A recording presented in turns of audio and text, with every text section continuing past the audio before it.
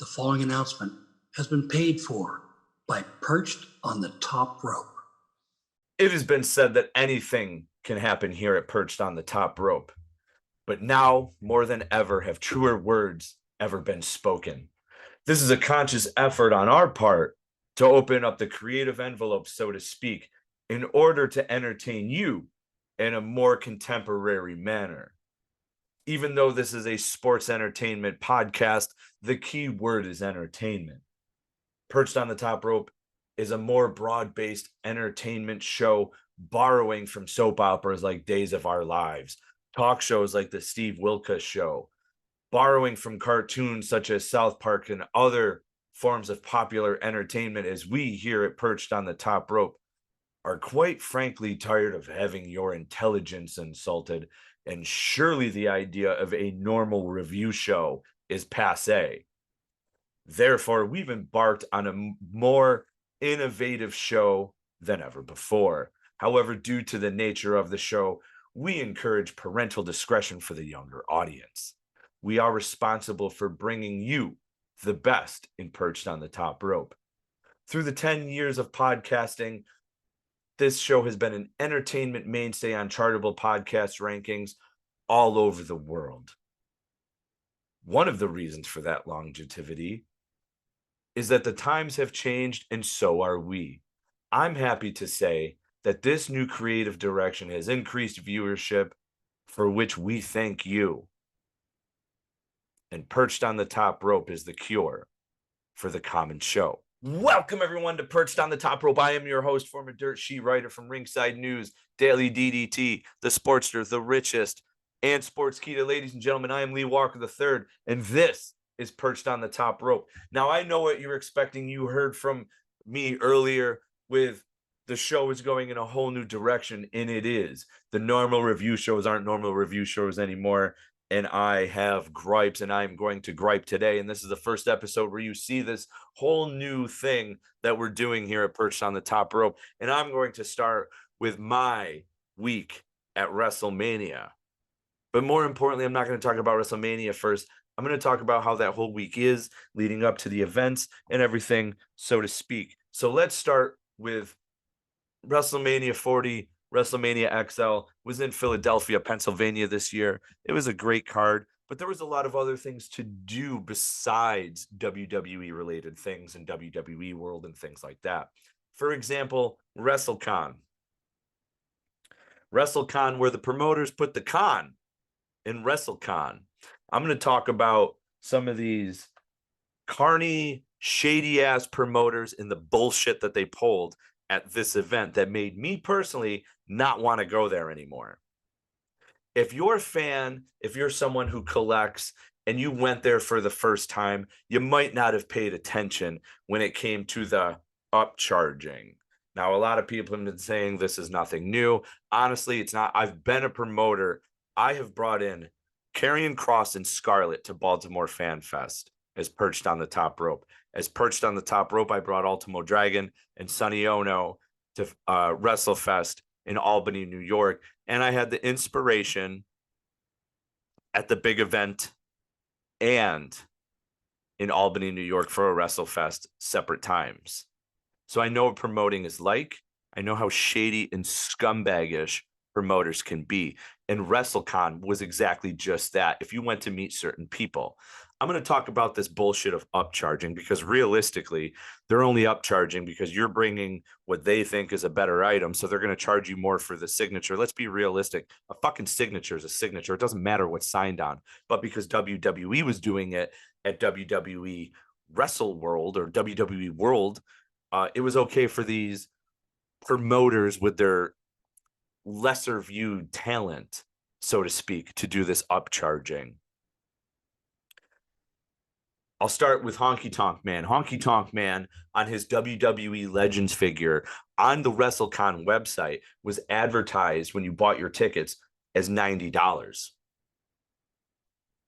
The man lost his record, went into the Hall of Fame in 2019, and that's the most he's been relevant since 2019. He hasn't been relevant since, other than getting this lousy greatest hits action figure, which is literally nothing more than just a repackaged figure from an earlier line. He was advertised as $90 on just the figure, no photo. Honky Tonk Man as a combo is maybe $50 because that's all that geriatric fuck is worth. Now, you want to talk about a ripoff? $90 was already a ripoff. $90, no photo with that figure sign. And he had everything broken down based on what figure you had. For a man who's no longer the longest reigning Intercontinental Champion, and honestly, you were never the greatest Intercontinental Champion like you call yourself, you old fuck. The man was charging $125 to get his new Legends figure signed. The price was crossed out and rewritten as $125. All his stuff was. Honky Tonk Man, I will say, again, is not worth, he wasn't worth $95, let alone being worth $125.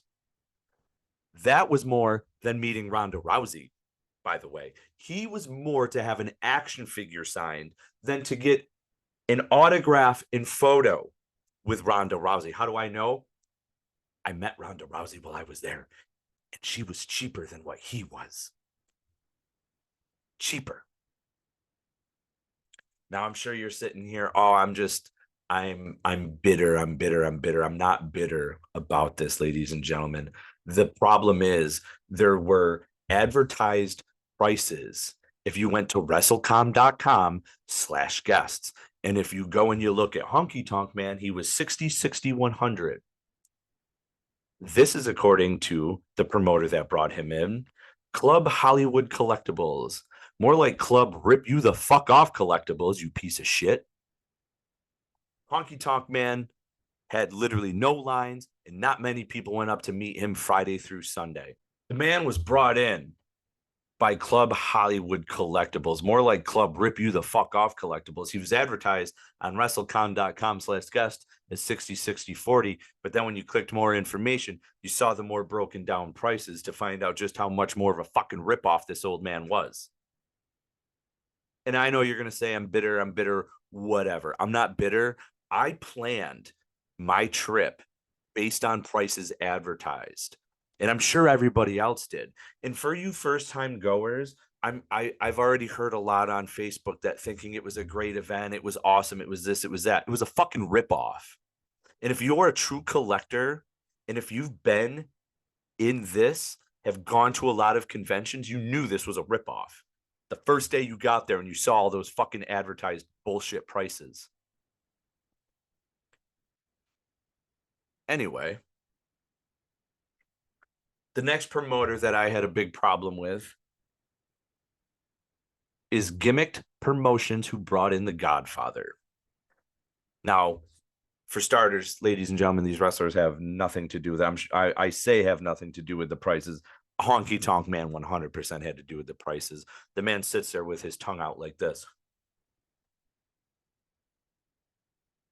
while he's sitting there. Close your fucking mouth, Honky Tonk Man. Anyway, The Godfather, brought in by Gimmicked Promotions. He was advertised as 50/50/100. My buddy went up with a recent Kama Mustafa Legends figure and got this as a premium item. This is going to be $70. I don't remember if my friend paid for that or not, but 20 minutes later, I went up with the same figure for shits and giggles, and this was mine. The promoter goes, oh, that's a premium item. That's going to be $100. So why don't you tell me, fans, why it was $30 less for my friend than it was for me on the same figure? And I walked up 20 minutes later. It really felt like, oh, well, this is supply and demand. People are coming up with the same figure. It's bullshit, carny, fucking bullshit. End of the fucking day. It's bullshit. These promoters played the scumbag card and made up fucking prices as they went. And you can't tell me otherwise. I was there. I dealt with it firsthand. Now, you want to talk about other bullshit that went on at this event? Let's talk other bullshit that went on at this event. Let's talk about the Hardy Boys, who were there with Tony Hunter Promotions. Jeff and Matt were both there. I was in line. I don't know these. These are promoters I've not really dealt with. But tell me why the price for me on a combo with both Matt and Jeff and an extra autograph from Matt would be $280 and not $240 like the advertised price of what I had for what I had. I had brought up the 2-pack of Matt and Jeff winning the Raw Tag Team titles of WrestleMania 33 and Elite Series 2 of Matt Hardy. Now, the guy at the table blatantly looked at the Matt Hardy Series 2 and goes, wow, we haven't seen that before. That's kind of rare. So tell me why he was trying to charge me an extra $40 on that figure to get signed. Because they don't want people to bring their shit to eBay? Is that what they're trying to do? No, they're trying to line their fucking pockets with a little bit more money because it's a big convention and they can get away with it. I'm here to tell you it's bullshit. This upcharging, this making up random prices as we go, the rarer the item, the more money it is. You're paying the same. It's the same fucking signature, whether it's on a baseball card, a lousy 8x10, an action figure, or whatever. I'm a collector. I don't sell shit. The excuse that it's because of people putting crap on eBay is just an excuse. You can put on eBay all you want, but at the fucking surcharging prices or upcharge prices makes it so you can't sell your item later on. You want to sell your item? You can sell your item and get the max amount of money out of it when they're fucking dead, basically, is the legit I get out of it. And again, the wrestlers have nothing to do with what these prices were. It were these particular scumbag promoters. End of story. Now, I went to a lot of promoters that didn't do this. Did not do this at all. One of those promoters is Ultimate Stars. They had Elijah, formerly known as Elias, and they had a bunch of other stars. And Elijah, aka Elias, was advertised as 50-50-80. I went up with an action figure. I wanted to do a combo. It was $80. I met Danhausen. Danhausen was with Headlocked Comics. I brought Danhausen a 1 of 3,000 Chase figure. Met him. Prices as advertised. Now, another one who was actually the prices advertised that I went and I had met with.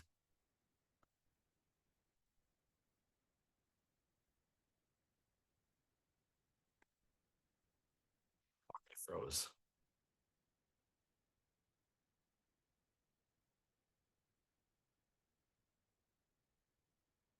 Fucking A.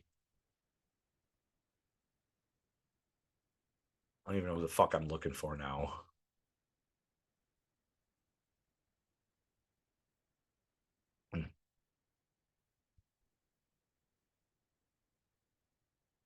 Now, one of those people who were their advertised price was Steve Blackman with highspots.com and Nails with highspots.com. You didn't have to worry about upcharging on them. You didn't have to worry about any of that stuff. Now, there were other promoters that were there that I did not meet, that had wrestlers that I did not meet. T-Mart Promotions had Berserker and Skinner. Great promoter. Heroes Hideout was there. Great promoter. Now, there were other wrestlers who were there that were there on their own accord that also did upcharging, such as Tito Santana. He brought himself in, but he looked around and he saw everybody else doing it, so he did it too. I'm not saying it's right, but if you see everybody else doing it, why wouldn't you? Am I right? And that's what was going on, and it was rather disappointing. Now, one of the last things that I had seen while at WrestleCon was Sonny Onoo flip out on Woo Games. The promoter that brought him in, he flipped out. I don't know what happened, but all of a sudden I'm standing there and I turn around and I hear Sonny Onoo going, "You motherfucker, I'll fucking kill you." And like pointing his finger in his promoter's chest. Again, I don't know what the deal was, but if you're pissed off at your promoter, might not be a good promoter. I'm just saying. Now, there were other promoters, again, that did not do the upcharging. And one of them is one of the guys who brought in Nick Namath, which is primetime appearances. Nick Namath didn't have an upcharge. I was thankful for that. If you didn't have an upcharge, I was thankful for that. High Spots didn't do that with Nails. They didn't do it with Steve Blackman. Heroes Hideout didn't do it with their guest of Muhammad Hassan. And they didn't do it with Demolition. Warriors of Wrestling, who had Miro, did not do it with Miro. But a lot of these promoters did a lot of upcharging, and I really felt that they also made up prices as they went. Like I said, with the Hardy Boys, mine was supposed to be $240. They tried charging me $280, all because I had a Series 2 Matt Hardy, which, by the way, because it was a lower number, that's why they were like, "Oh my God." And they didn't even see, they had, we haven't seen that figure yet. Imagine if you were a collector, how they would have acted if they saw the Series 6 Matt Hardy, which is even more rare than the Series 2. I don't get it. I really don't. An item's an item. This was just a cash grab because there's people all over the world. And for a lot of people, this is their first time meeting wrestlers and this and that. I'm not new to the game. I've been a promoter. I've done it. So if you're a promoter and you don't like what I'm saying, that's your fucking problem. That's not mine. Straight up. I don't give a shit. I'm being serious. I know what I saw. I know what I witnessed. I know what happened to me. And I got enough people at facebook.com/perched on the top rope that were just as much complaining about the price overcharging and making up prices as they went, just as much as I was. So I know I'm not in the wrong. If you want to think I'm in the wrong, that's your opinion. That's fine. I don't give a shit. Now, if you want to talk about WWE, that's a whole different story. WWE gave such a great experience when it came to WWE World. There were so much things to do there. In Your House was the first event in 1995, and they brought it back for NXT. That stage was there. I got to sit on the steps and everything like that. Really, really cool experience. Got to be part of the ECW arena stage, coming out and doing all that. And they had some ring gear, like Rob Van Dam's and a lot of ECW originals ring gear around the staging area. And one of the coolest things was the stuff for the Fiend with the Firefly Funhouse. And also when he made his return a few years back, coming through that door and everything, that was there too. That was a real cool thing. You got to take your photos with all this stuff.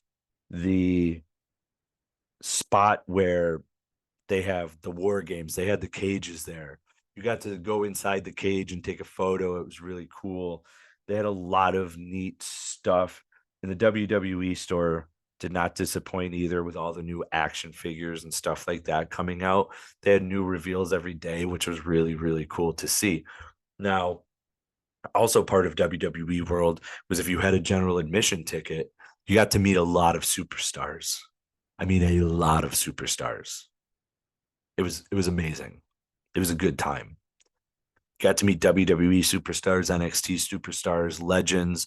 If you had the VIP tickets, you had add-ons where you could meet The Undertaker, CM Punk, Seth Rollins. I chose to meet Hulk Hogan because I've never met Hulk Hogan, and that is somebody that has eluded me my entire life, and I've always wanted to meet the man, so I met the man. I don't care if you think he's homophobic, racist, whatever. It's Hulk Hogan. Without Hulk Hogan, seemingly professional wrestling might not have ever happened or become as big as it is. So I'm going to take it for what it's worth. Now, I do have gripes about WWE World. As fun as it was, It was rather dark inside a little bit, which really isn't much of an issue, so to speak. But if you've been to past WrestleManias, I felt like at WrestleMania 39, with their access or whatever they called it at WWE Hollywood, I thought it was a lot better. I thought there was a lot more to look at. I thought it was bigger. It was definitely brighter, that's for sure, because this one was like rather dark.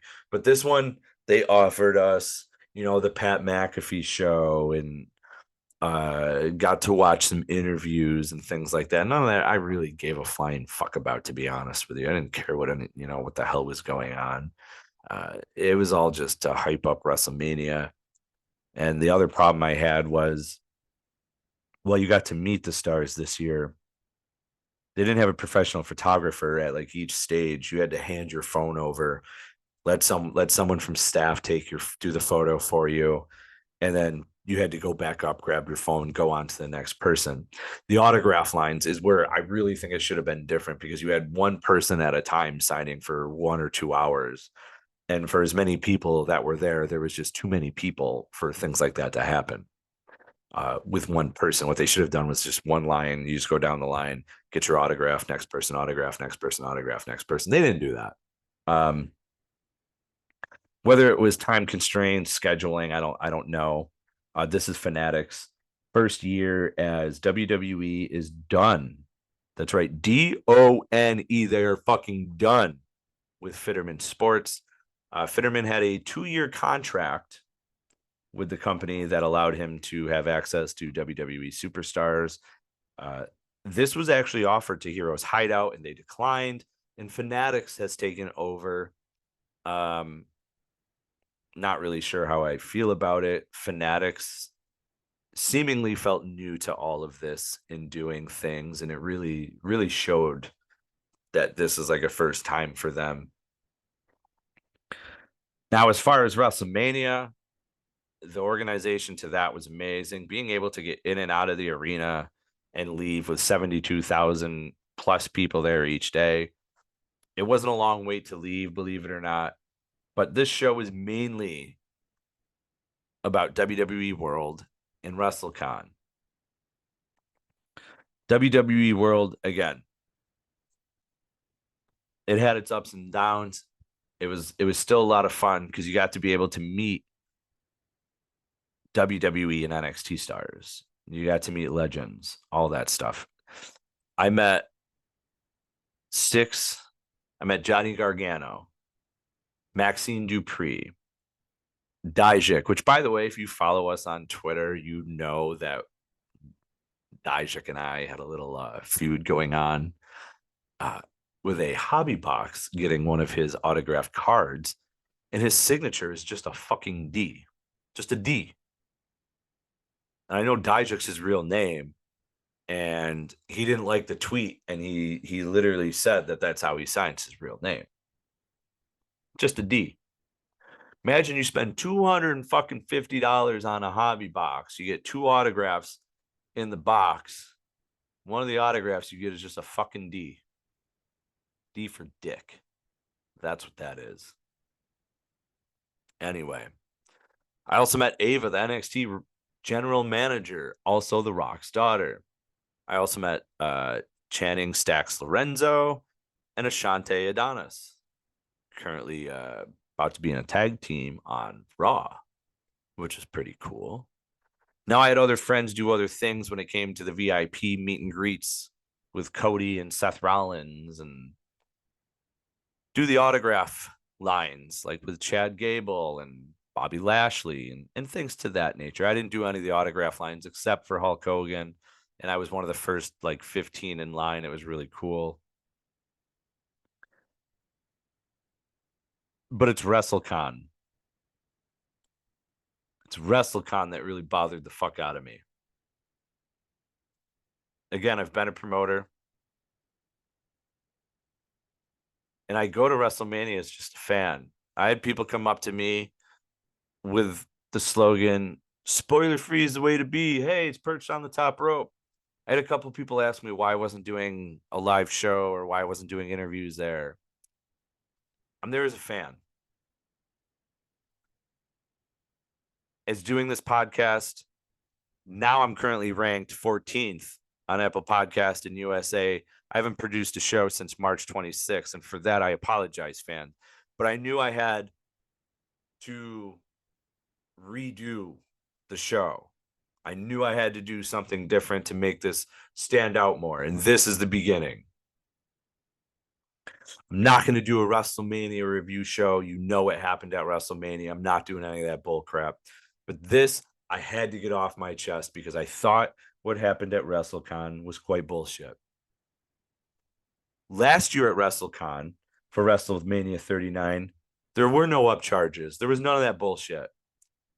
But this year, it was different. There was upcharges. And then there were comments like, well, this is nothing new. It didn't go on last year. It didn't go on last year. So with that being said, ladies and gentlemen, if you're a promoter, I would highly suggest you start reading a room, because wrestling fans are nothing for the most part but poor, unintelligent, lack common sense, and they got hyped up if it was their first con that this is really amazing. As someone who's been going to these and have brought wrestlers to them since 2018, this wasn't amazing. This wasn't anything but a great event. It sucked. Plain and simple. And I don't know what else to tell you other than make sure you go to youtube.com at Perched on the Top Rope or youtube.com/Perched on the Top Rope to watch all our interviews with Rob Van Dam, Brian Blair, Steve Kern, Fred Ottman, a.k.a. Tugboat Typhoon, the Shockmaster, you name it. Yoshitatsu. Tons of TNA wrestling interviews from Jay Vidal, Jordan Grace, the Good Brothers, Luke Gallows and Carl Anderson, Will Ospreay, and this Monday, Ash by Elegance. With that being said, you can also go to Apple Podcast at Perched on the Top Rope. We are internationally ranked in multiple countries, from USA, Canada, Great Britain, Italy, Australia, Germany, 14 other countries. So make sure you go and you listen to Perched on the Top Rope podcast. You can find us on all our social medias at facebook.com/Perched on the Top Rope, Twitter or X at Perched Top Rope. We are on Instagram and whatever it is. It's Instagram at Perched on the Top Rope podcast. Oh, it's Threads, which is also Perched on Top Rope podcast. Remember, fans, spoiler free's the way to be. I'm disgruntled, and I'm out.